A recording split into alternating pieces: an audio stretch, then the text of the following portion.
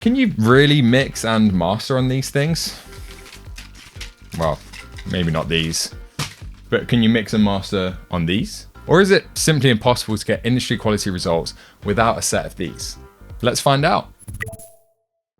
In this video, I'm going to share 10 things for you to consider to help you decide between using headphones or monitors. Of course, you could use both, but I want to give you the truth behind the headphone versus the monitor debate and help you decide for yourself which is right for you, because there is no right or wrong answer. There is no one is objectively better than the other. And that's what we're going to cover in this video. And then at the end, I'm going to share 3 bonus tips that will help you get the most out of either your monitor speakers or your headphones to help you get mixes that translate really well. So you don't have mixes that sound great in your room, but then you take them out to your car and they just fall apart.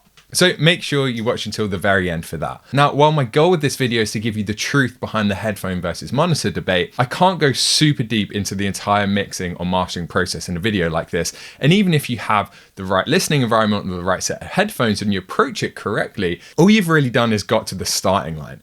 And you still need to go through the entire mixing and mastering process and make sure you're navigating that properly if you want to get a professional end result. So this Tuesday, we're running a 3-day live event in partnership with Audeze Headphones. And I'm also excited to announce that Warren Hewitt has joined the team here at mastering.com, and he's going to be hosting the event. So what is this event? Well, it's called the Fix the Mix Challenge. And in just 3 days, our goal is to create a noticeable improvement in the quality of your mix. And you're going to see us go through a live master. You can see Warren break down a full mix, and we're going to show you the entire process from start to finish so you can see every step that goes into an industry standard record. But this is a little bit different. The reason it's called Fix the Mix is because we actually start with mastering. So we're going to pull up a mix, we're going to try to master it, and we're going to use mastering as a lens to look at the mix and analyze what's wrong with it, find the problems, and then go back into the mixing process. And Warren's going to address those problems at the root. And finally, at the end, we'll go back and master the track again, and you can compare the before and after because you'll be following along with us as well. So if you want to join us, it's completely free to attend. We go live on Zoom every day for 3 days straight at the same time. And it's really fun. We've been doing these for a few months now, but this is our first one with Warren. And normally we have about 800 people live watching together, learning about mixing and mastering, and it's a really good atmosphere. You're going to learn a ton and you're going to have a load of fun while doing it. So if you want to join us, we're kicking everything off this coming Tuesday, July 11th. And to secure your seat, you can either click the link in the description below, or you can open your browser and go to fixthemixchallenge.com. Okay, now on with the video. The first thing you need to consider in the headphones versus monitor speakers debate is accuracy. Is one more accurate than the other? Now, I'm going to give you the answer here in a second, but one thing that I want to make clear is that I'm not trying to make the case for either headphones or monitors in this video. Like I said, there is no right and wrong answer. There is purely context, and at different times in different situations for different people, there might be a right or a wrong for you, but there is no objective right answer to this debate. And that's the truth that I want to share in this video. You don't need monitor speakers to get really good mixes, and you don't need headphones. You can do it on either. There are pros and cons to both. And I want to give you an impartial, objective analysis of those pros and cons so you can make the decision for yourself. Okay, now, accuracy. Is that something we can give a definitive answer on?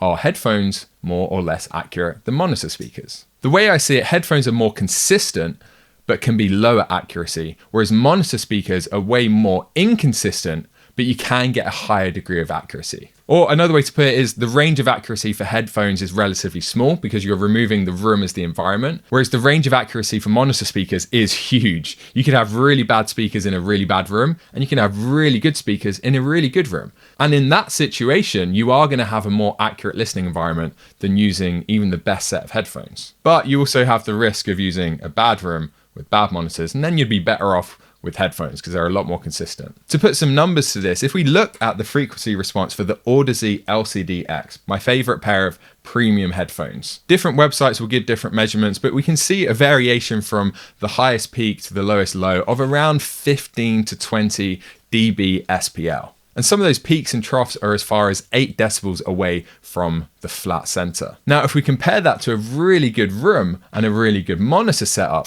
in a good studio, you can expect to have less than 3 decibels of variation from that center line. So if you had the highest peak at around 3 dB above and the lowest trough at around 3 dB below, we'd have a range more like 6 dB SPL. So 15 or so on the headphone side, 6 on the monitor side. And that's a good thing. We don't want that range. We want to be as close to flat as possible. So a lower range is better. Now 6 would be really good. So more realistically, we could say 6 to 10, but we can still beat headphones in a really well-treated room and a really good set of monitor speakers. Of course, there are a lot more factors you need to consider, and that's what we're going to get onto, so keep watching. But if we look at accuracy alone in a vacuum, my experience has been that I've seen listening environments with well-treated rooms and monitor speakers that have got closer to that flat line than I have seen headphone frequency responses. But moving on to the second thing to consider, which is the signal chain, because it's not just about headphones versus monitor speakers. What we're actually talking about here is headphones with an amplifier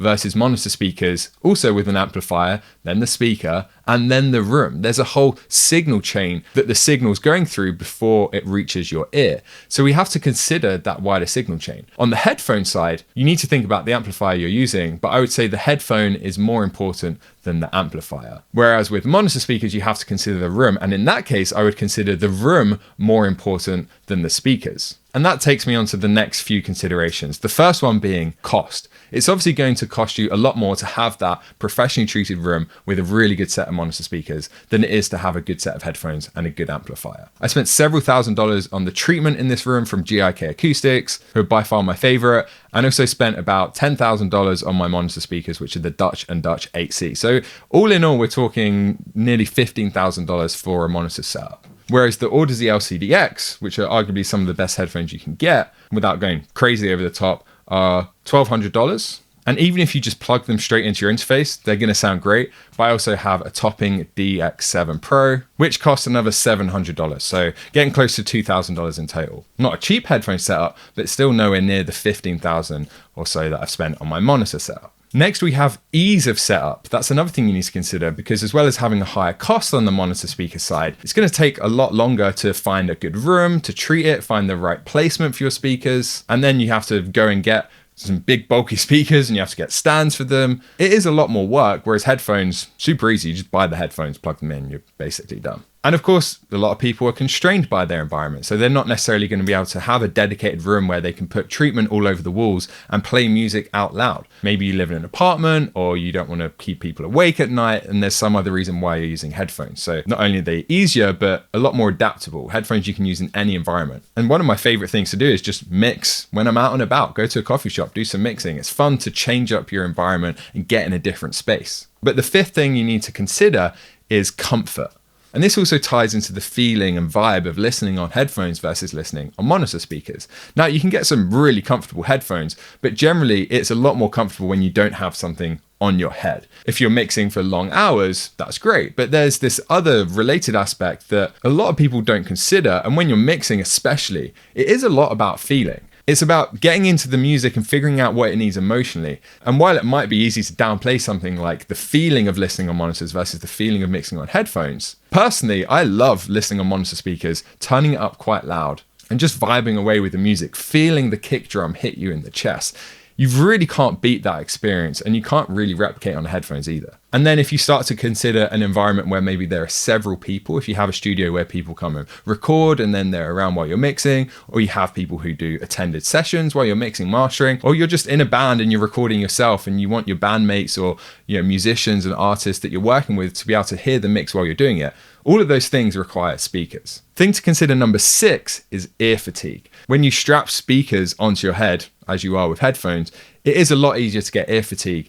And you try to replicate that vibey experience by turning them up, which is then going to fatigue your ears even quicker. And if you consider the recommended listening levels for monitor speakers versus headphones, around 75 dB SPL is a number that's recommended by certain people, and I find that to be more than loud enough. And what's surprising to me is when I get my SPL meter and I turn up my speakers until it's around 75, it's surprisingly loud, louder than I would normally mix at. So I know I've got the headroom there to crank the speakers and listen quite loud, feel the kick in my chest, which for me is a really important part of getting the bass and the low end just perfect, is being able to feel it. I know I can do that without trashing my ears too quickly, whereas on headphones, it's kind of the opposite. There isn't as much of a kind of rule of thumb because it's a lot harder to measure the sound pressure level on a set of headphones. You could jam them into SPL meter like this, but really you need a proper setup for measuring headphones. But at least in my own experience, I do have to listen a lot quieter on headphones to avoid ear fatigue. And if I try to get that same level where I'm really getting into it, I find that my ears fatigue really quickly. So on headphones, I generally listen at a much lower level. Now, the kind of flip side is it is easier to hear details on headphones. So if you're finessing the reverb in your mix, or there's just a really minor detail, I do find it helpful to just throw on headphones quickly. And I'm always alternating back and forth. So it doesn't really matter as much that you're listening at lower levels because you can hear the details more easily anyway. But again, it's just not the same vibe. It doesn't give you that same feeling and you don't get that punch in the chest. Okay, things to consider number 7 is mixing versus mastering. Because headphones versus monitor speakers, well, the answer to that is going to depend on whether you're mixing and mastering to some extent. I do know people who master on headphones, and they're generally working with smaller indie artists where they're doing a really high volume. Maybe they're doing 15, 20 minutes per master and they're getting through a lot every day. But I don't know anyone who's working on Grammy level, platinum records who's mastering on headphones. That's just not a thing. And we're going to unpack that a little bit more in a second. But when it comes to mastering, you can expect that you're going to need a professionally treated room and a really good set of monitor speakers. And that's why when people join our 12-month program called The Reverse Engineer, before they learn mixing and producing, they learn mastering. And we teach the whole process in reverse so that they know exactly where they're going. They can work with that end in mind.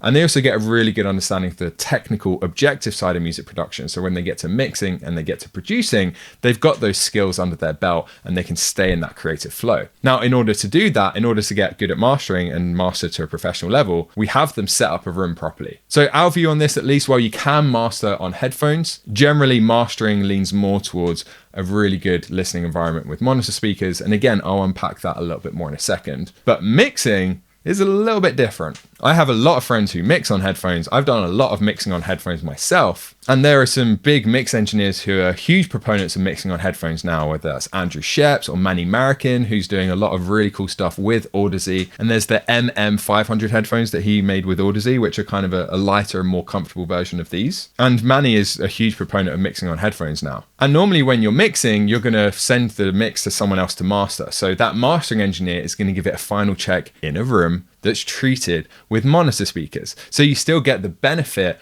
of having somebody listen to the mix in that kind of setup. But as the mix engineer, you can get away with mixing on headphones, even if there is some kind of inaccuracy or you're not getting the full picture and you're not hearing how your mix sounds on a proper set of speakers. Which leads on to the 8th thing you need to consider. And that's, do you want to optimize for the high-end listener or do you want to optimize for the average listener? And if you consider that nowadays most people probably are listening to music on headphones, on AirPods, granted a lot of people also listen on phone speakers or laptop speakers, but there's definitely an argument that if the majority of people are listening on headphones, I don't know if that's true or not statistically, but it sounds right to me, then why would you not mix the track on headphones? And by doing that, you're replicating the listening experience that the end listener is going to have. But then on the other end of the spectrum, you have kind of the high-end listeners, whether that's audiophiles who have a really good setup, or even people who have great speakers in their cars. Then you have clubs and bars and larger venues. There are all these use cases where someone's not going to be listening on a set of AirPods. And personally, I don't like putting a mix or master out into the world without knowing how it's going to sound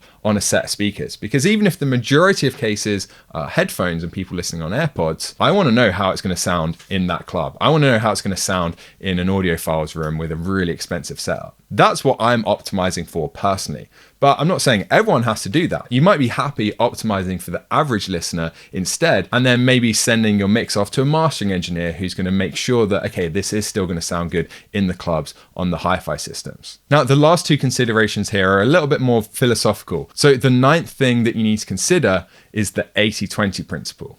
And this is a principle that says, in a lot of cases, 80% of the results will come from 20% of the efforts. And often there's a disconnect between how much effort you put in and how much of the result you get. So with headphones, for example, buying a set of headphones, maybe buying an amplifier, plugging them in, is so much less effort, probably less than 20% of the effort, than it is to go and choose a room, find the right speaker placement, put up acoustic treatment, set up your speakers, tune your room to your speakers, etc., etc., etc. Yet with headphones, you get about 80% of the results. So 20% of the effort, 80% of the results. Or another way to think of it is you can get 80% of the way there. If you consider there as the absolute perfect mix that you could get out of any set of recordings, you can definitely get 80% of the way, if not more, with headphones. But that last 10 to 20% is when the details become extremely important. And if you want to get to that world-class level and really nail that last, even just that last 5% or less, then you need a really good listening setup with monitor speakers. And while you might be able to get there with headphones,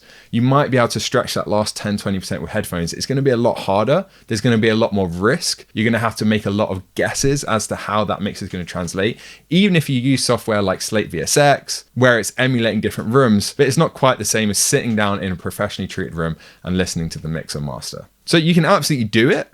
It's just going to be a lot harder. And you're adding some risk because the mix might not translate the way you think it's going to those speaker systems. At least that's been my experience, and that's how I think about it. You might disagree, definitely leave a comment if you do, but I want to be clear that I don't think it's not possible to get there. It's just going to be a lot harder if you don't have a really good listening environment as well as a really good set of headphones. And then the last thing to consider, number 10, is do you want a shortcut?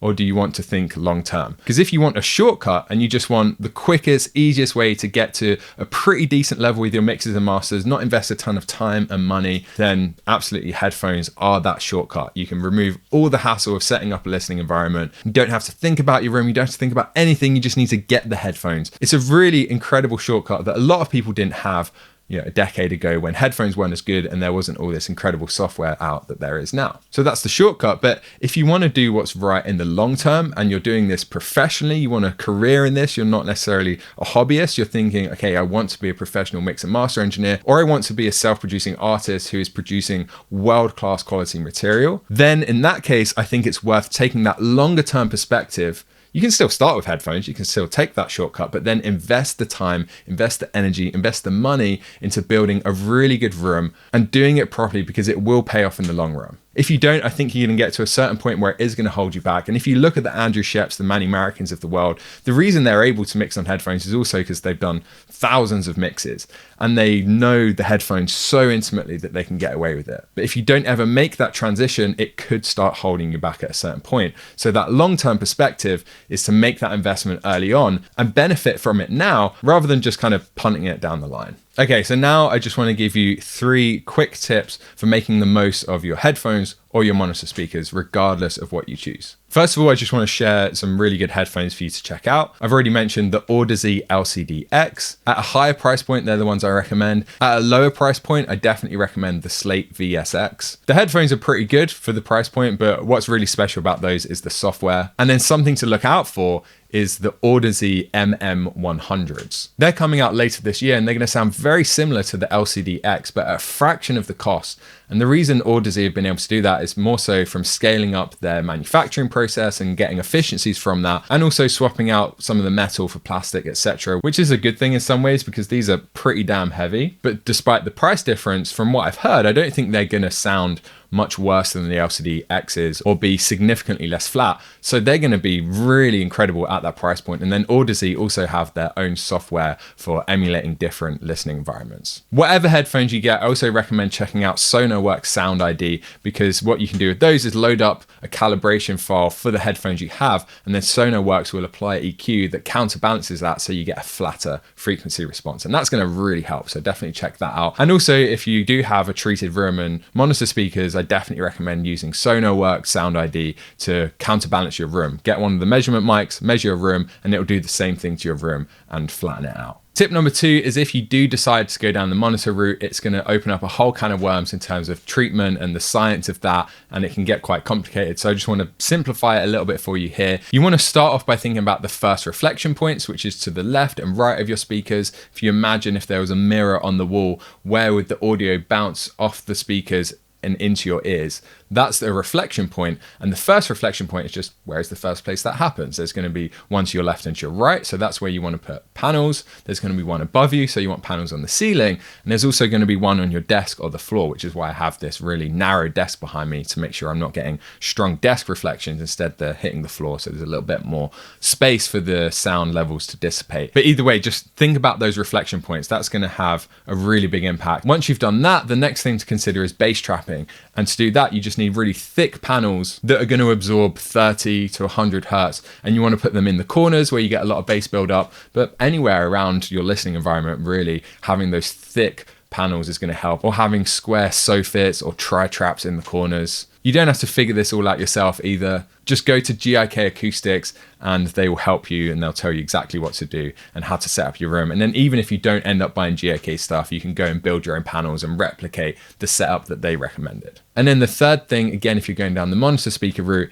is really think about speaker placement. It has a much bigger impact than you might think. And I just use Room EQ Wizard to take measurements and move my speakers, try bringing them out from the wall, closer to the wall, closer together, further apart, play around with speaker position a ton, because it doesn't cost you anything, but it can have a huge impact in some frequency areas, much more so than treatment can. So the next thing is, of course, to go away and act upon this information. Now that you know the differences, you know the pros and the cons of headphones versus monitor speakers, you can go and decide which do I want to focus on. For most people, it's going to be both, but at least now you know the truth behind these things and you can think about this and make a decision for yourself. But like I said, it's only the first step. Once you've got that listening environment, great, now you can hear your mix in a way that's objective and true. But where do you go from there? You're still only at step one. So if you want help with the mixing and mastering process and you want to get an overview of what that looks like, as well as some really specific things you can do to take your mix to that professional level, then definitely join us for the Fix the Mix Challenge. Again, it starts this coming Tuesday, July 11th. It's a 3-day live event where we go live on Zoom every day. Warren Hewitt's going to be hosting. It's in partnership with Audeze headphones. So we're going to be mixing on these the whole time. So we're going to be talking about mixing on headphones a lot. And if you want to join us for that, again, it's completely free. You can either go to the link in the description below, or you can open your browser and go to fixthemixchallenge.com. Hope to see you there. Other than that, check out the next video where I share 21 mixing tips that nobody told me when I was learning. And my hope is that by sharing these things with you, I can save you a lot of pain and effort. So click on that video now that you see on screen if you want to check that out, and I'll see you again soon.